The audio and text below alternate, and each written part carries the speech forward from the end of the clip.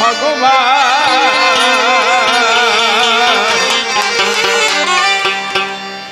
অসাবধানে রাখলে তোর ঘরে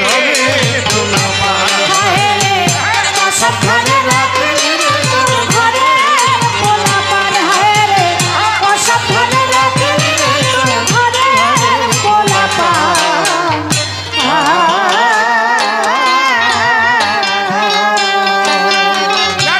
নিজের দোষে সেই দোষী, নিজের দোষে সেই দোষী, দোষী নহে ভগবান।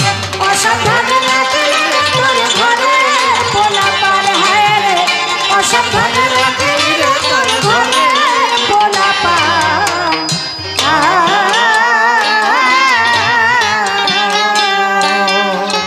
আমাদের কবিরা যে গান লেখেন, প্রত্যেক কবির গানের মধ্যে, প্রত্যেক সাহিত্যিকের সাহিত্যের মধ্যে,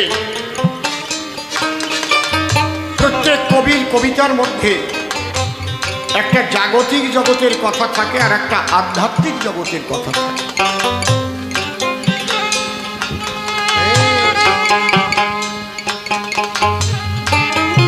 যে যে স্তরের মানুষ সে সেইভাবে ওটাকে ব্যাখ্যা করে।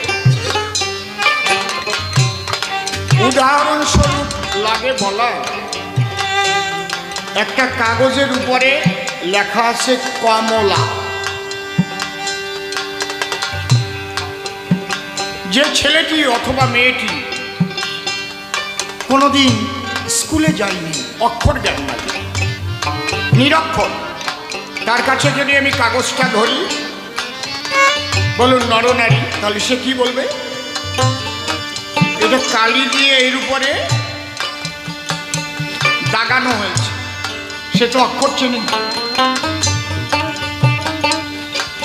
কিন্তু বসে শোনেন জ্ঞানবান যার হয়েছে অক্ষর জ্ঞান, হয়তো ক্লাস 2-3-তে পড়ে, যদি কেউ গিয়ে ওই কমলা লেখা কাগজটা তার কাছে ধরে, এই বলতে পারিস এখানে কি লেখা? পারি পারি, আমার বাবা দার্জিলিংয়ে গিয়েছিলেন, এই কমলা এনে দিয়েছিলেন, এই তো কমলা লেখা আছে।